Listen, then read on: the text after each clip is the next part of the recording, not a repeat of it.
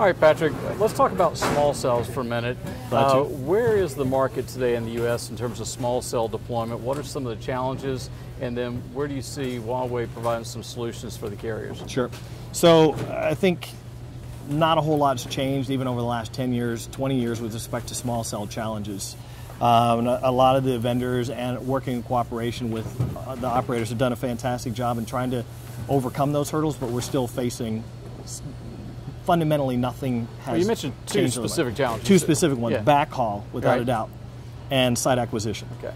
Your biggest challenge on site acquisition is a lot of times the city's going to be involved. A lot of these places intended to deploy these small cells are high density areas, urban areas, where the city actually controls a lot of the right of way with respect to lampposts and street signs and things like that.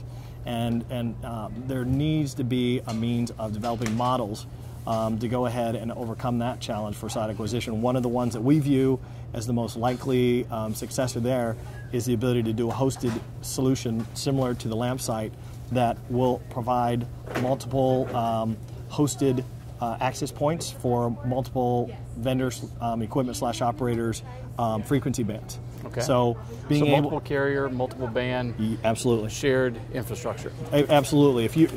I can't imagine the city's going to approve 4 lamp sites from 4 different tier 1 operators, on the same street post. So it makes a lot of sense for people to start working together. I've always promoted this whole idea of partnership. It has to happen at the vendor level, it has to happen at the operator level, if we ever want to get over these hurdles. The second hurdle, of course, is the good old-fashioned backhaul.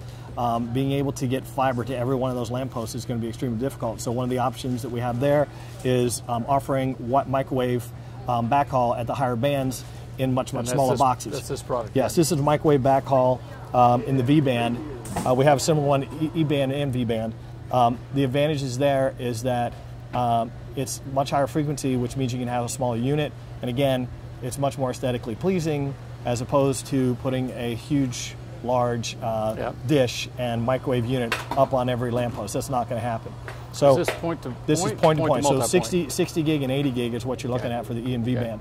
And again, you can't get around structures, but if you have enough of these lamppost to lamppost, you now can solve your backhaul issue. You can also mesh from point to point on those as well too. Okay. So those are the kind of things that I think are going to happen in the small cell world to overcome the challenges. So 2 key challenges of backhaul and site acquisition. Okay. So. And throughput on this device? So depending on the E band or V band, one of them is at 2.5 gig throughput, and the other one's somewhere around 450 to 500 meg, depending on the range between them. So of course, the closer you get, the lower the loss is. But you're looking at more than enough capacity on the backhaul with those 2 types of products. Okay, what else are you showcasing? So this is our lamp site access point. Right. It's more than this. This is just the AP itself. So this unit right here would be just like any Wi-Fi access point you would deploy in the ceiling, hanging from the ceiling. It looks very similar to Wi-Fi. So in that regard, we think it will be very conducive to people accepting it. From people don't like change. So if they see a device up there that looks like the same thing they've seen for the last 20 years, they'll be cool with it. It also connects via Cat 5, Cat 6 with a 75 watt power over Ethernet capability. So there's more than enough power going over that Cat 5 with PoE back to a centralized access controller. And then from there, it's called the R hub. That's actually used to consolidate all the Cat 5, Cat 6, and then go from there to from the R hub over fiber to the baseband unit. Okay. And then from there, it can go through what we call a server that allow you to connect to anyone's core. There's multiple solutions we have there as well too. But this is purely Wi-Fi. It's not integrated Wi-Fi cellular. It is integrated. Oh, it is. So integrated. we've had this type of solution for 2 years. As I mentioned earlier, this is internally under this casing. It's split into 4 units. One is the interface unit that connects to the Cat 5, Cat 6, and then the other 3 boxes can be subunits about the size of a smartphone. Can be any frequency, any technology, so it can be 2G, 3G, Wi-Fi. But typical single band, single carrier integrated solution. No, you can do, if I'm Verizon, I have 700 megahertz C, and if I'm T-Mobile and I have PCS, and I'm PCS for their 3G solutions, right. UMTS, and I'm T-Mobile and I want to deploy LTE on the AWS band, I can do all 3 of those in the same box. Got it. Or one of them could be Wi-Fi if I wanted. If T-Mobile said, okay, I want Wi-Fi, I'll do my UMTS at PCS, and I'll do my Wi-Fi as well too at both the 5 and the 2.4. Okay. So there's a lot of options that this unit has to provide flexibility. Okay, it's purely coax or Cat5? No coax, it's Cat5. All Cat5? Yeah. Right. And PoE? There's 2 units going in there also because the amount of bandwidth that's required on this is pretty high. There's 2.5 gig of bandwidth that's going to be required for processing on this. Okay. And so we have 2 Cat5, Cat6s going into this in that interface box that I mentioned. Okay. In terms of deploying these, when you look at a carrier, you mentioned a centralized controller. Where are they putting those controllers? So that can be up to between 20 and 30 kilometers away, so you can have that in a centralized office. Okay.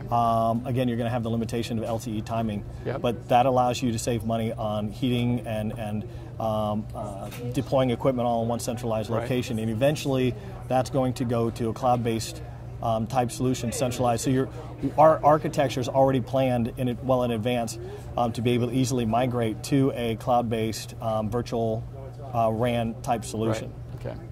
And then finally, what's this? What are you showcasing here? So this is just basically one of our small cells, an outdoor small cell unit that our current product will support either PCS for UMTS or AWS LTE. This year, though, we're coming out with a similar product that's going to be higher powered to support 2 technologies and 2 bands. Okay. So we'll be able to do both of those in a single box this year. Okay. And going back to, you talked about those 2 big challenges, site acquisition being one and backhaul being the other. Let's talk about site acquisition. What's Huawei able to do to help companies or carriers with planning and deploying small cell networks, actual site acquisition and design?